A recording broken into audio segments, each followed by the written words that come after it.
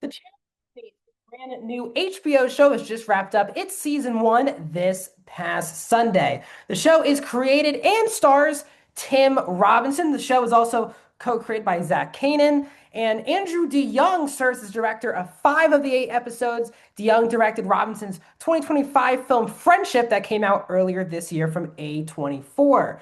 Tim Robinson stars as the character of William Ronald Trosper, who worked for this company creating a mall in Ohio, near Canton, Ohio. And one day at work, he completely collapses out of his chair, embarrassing himself in front of the whole company after giving this very lengthy presentation. So, to make sure that this was not just a random accident, Ronald goes down this whole conspiracy theory on who makes the chairs, why were the chairs made, why did he fall down, was it on purpose, was it an accident, and he goes down this rabbit hole, which also includes his family in the movie. His wife is played by Lake Bell. His two kids are played by Will Price and Sophia Lillis. He also hires a private detective, Mike Santini, played by Joseph Tedisco, who's also trying to help Ronald uncover this conspiracy theory. Also in the show is Lou Diamond Phillips as Jeff Leisman, who is the boss of Ronald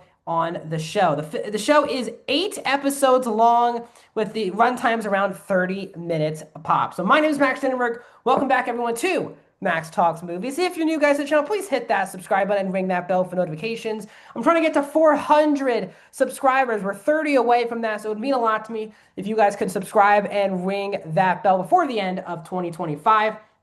I talk movies, TV shows, all things entertainment, including awards season, franchises, as well as box office. If you like any one of those things, I'm the person for you. Please click that subscribe button. Comment down below. Did you watch The Chair Company? Did you like it? Did you not like it? What are your big predictions possibly for season 2? Or do you think they should have just done a one and done comedy show? Love to hear your thoughts down in the comments. And also, guys, please hit the thumbs up button. So I will say this right off the bat as I get into this review.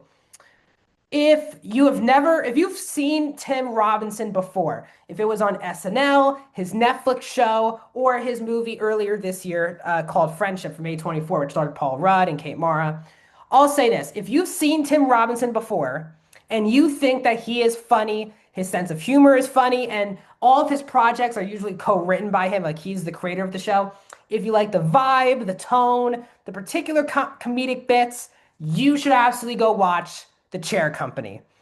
If you've seen Tim Robinson before and you are not on his wavelength, don't find his sense of humor that funny, find it a bit too much for you, you just don't find him and the stuff he's in very funny, I would not recommend The Chair Company. With that being said, I am very much on the wavelength of Tim Robinson. I absolutely loved this show.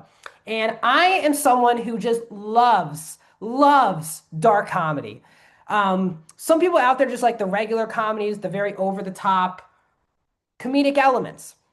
And this show definitely also has its very over the top moments as Tim Robinson is giving these very cartoonish reactions to things going on. But what he has done so well, both in his movie earlier this year, Friendship, and The Chair Company, is make two very real situations and elevate it to like the 10th degree.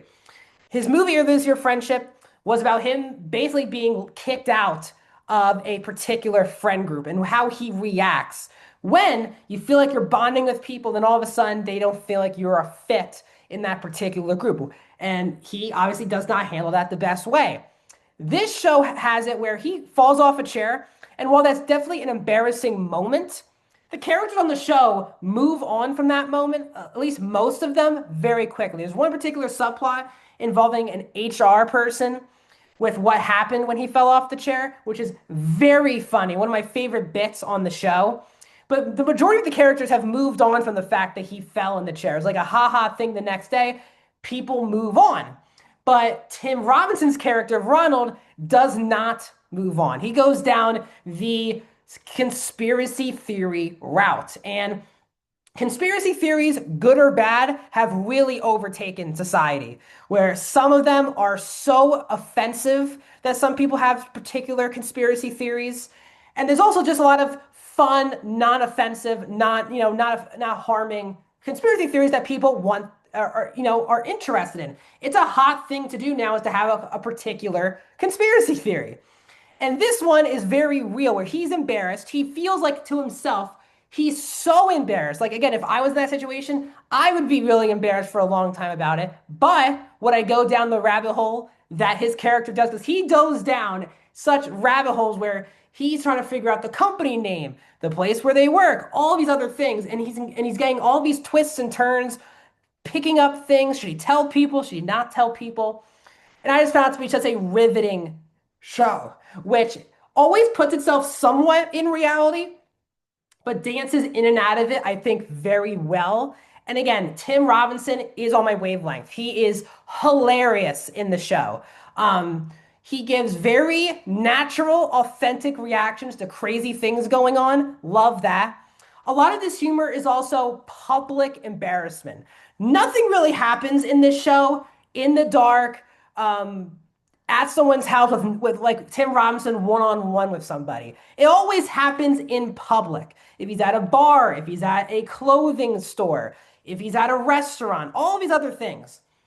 Everything happens publicly. If he's at work, if he's driving a car, everything is in sometimes just the broad daylight. And I think that's what makes the show funny, because it's obviously can be quite funny. The jokes are very funny, but it's a lot of uncomfortable, dark humor where he's walking up to public places asking people the craziest things. And the reason why it's funny is we understand, right, what his character is going through, the things he's finding, because we believe the character, because we're seeing physical proof of what's going on. But when he's saying this to regular people and they have just no idea what he's talking about, he sounds insane. And that's the funny part of the show, because you can put yourself on his side the whole time, which is you believe what he's doing, you believe everything that he's uncovering is factual. But then you also see the other people he's talking with who see him as like mentally insane for having these particular theories and thoughts. And that's the beauty of the show. And I thought they balanced it really well. Robinson, as I said, is terrific on the show, but he always just has really good ensembles around him.